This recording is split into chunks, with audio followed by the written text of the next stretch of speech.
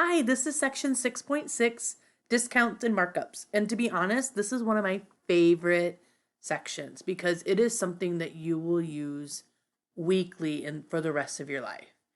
Whenever you go to buy something, you will use this all the time.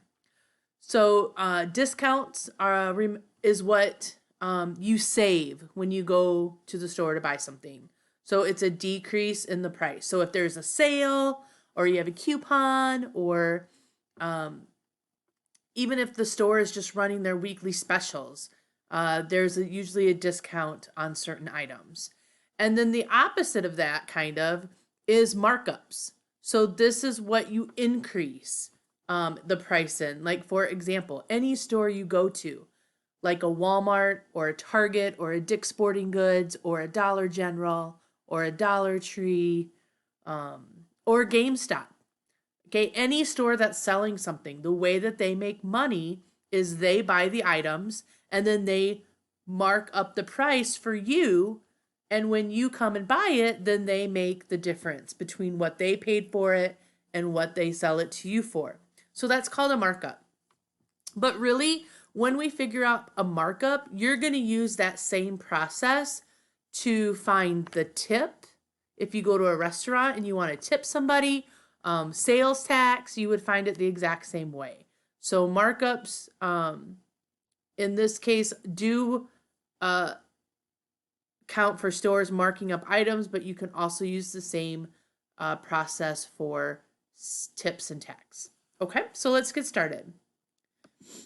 Example 1, finding a sale price. So I really like these shorts too. They're my favorite colors, blue and orange.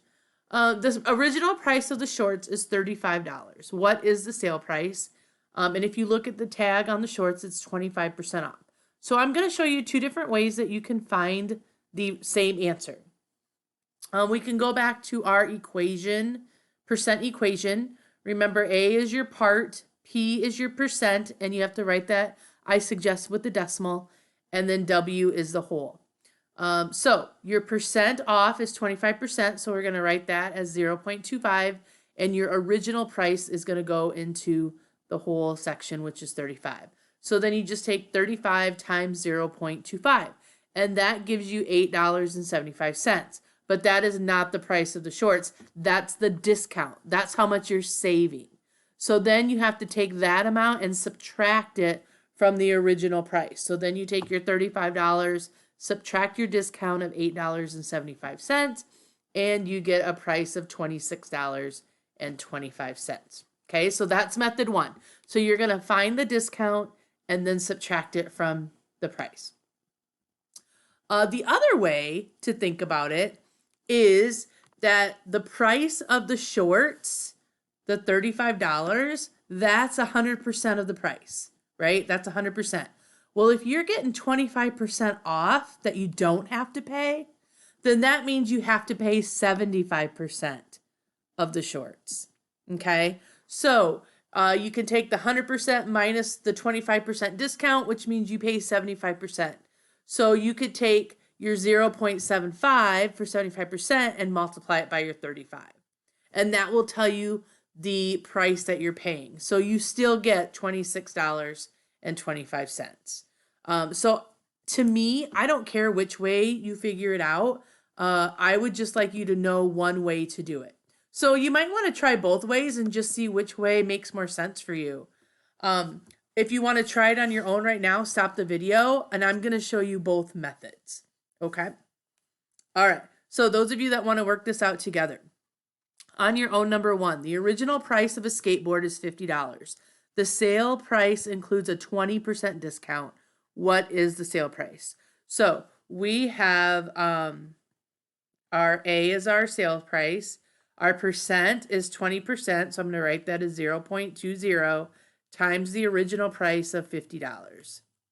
So when I multiply 0.20 times 50, I get 10. So my discount is $10. I'm going to save $10. So then I just take my original price of $50 and subtract my discount of $10. So my new price of the skateboard is $40. Okay, so that's kind of method number 1. Method number 2 then, it says if I have a 20% discount, that means that I'm paying 80% of the original price. So I can take 50 times 80%, which is 0.80. And then if I multiply that out, I still get $40. So method 1 has one more step to it, kind of.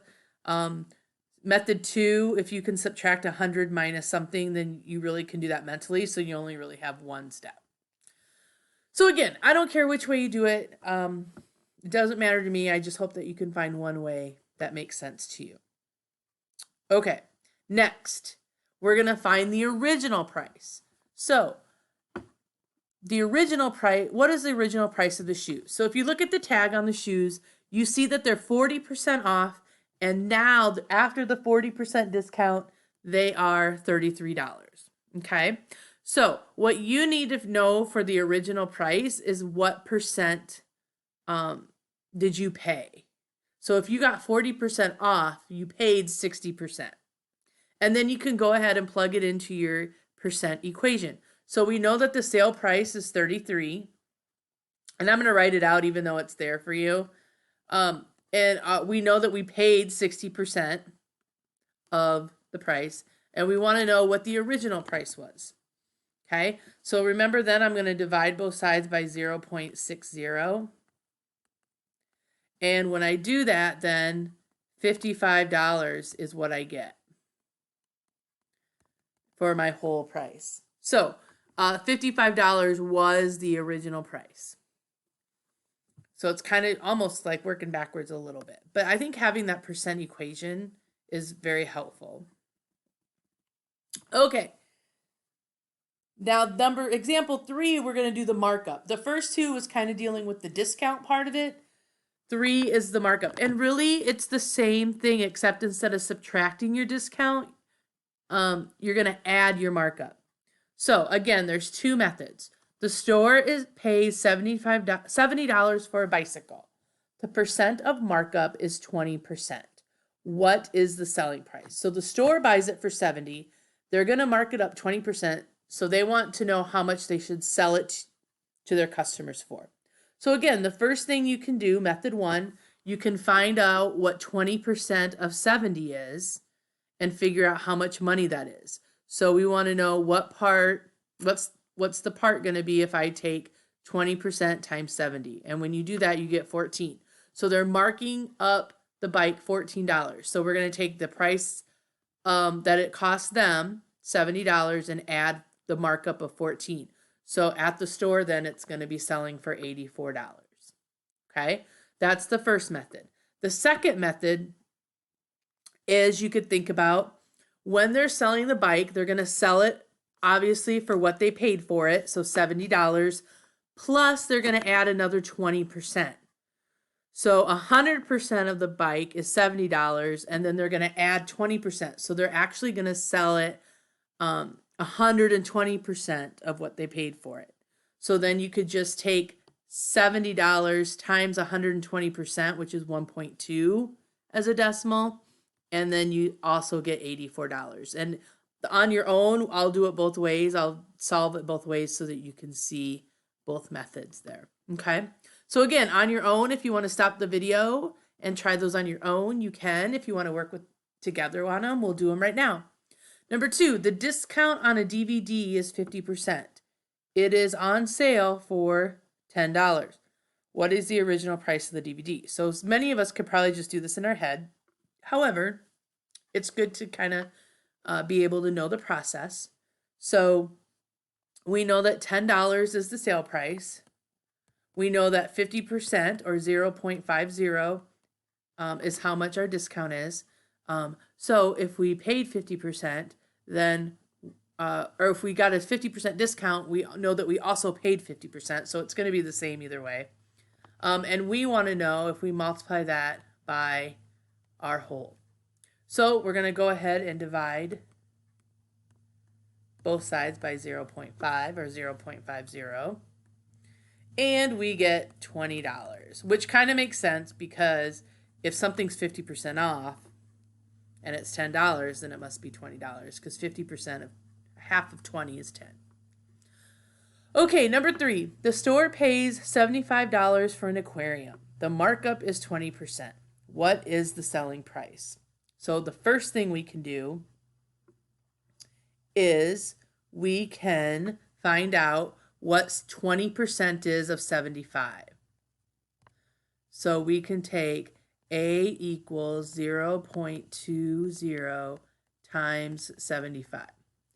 And when we do that, we get $15. So that's how much they're going to mark it up. So to find the selling price, we're going to take, oops, I'm going to erase that. Okay. So we're going to take the $75 that the store paid for it, and we're going to add $15 for the markup. So then that tells me that they are going to sell it for $90. Okay, I'm going to erase this over here and use it for method 2 because we're going to figure this out the second way. So the second way is I know that they're going to sell it for 100% of the price, so $75, and then they're going to add 20% to it. So they're going to sell it for 120% of its value. So remember, to change this to a decimal, we're going to move it 2 places to the left. So 1.2. So I'm going to take 75 times 1.2, or 1.20 if you want to keep it like that. And when I do that, I get $90. So either way, you're still getting the same answer. It's just on what makes more sense to you. All right. Okay. So that is discounts and markups. Go ahead and try 6.6 worksheet practice A.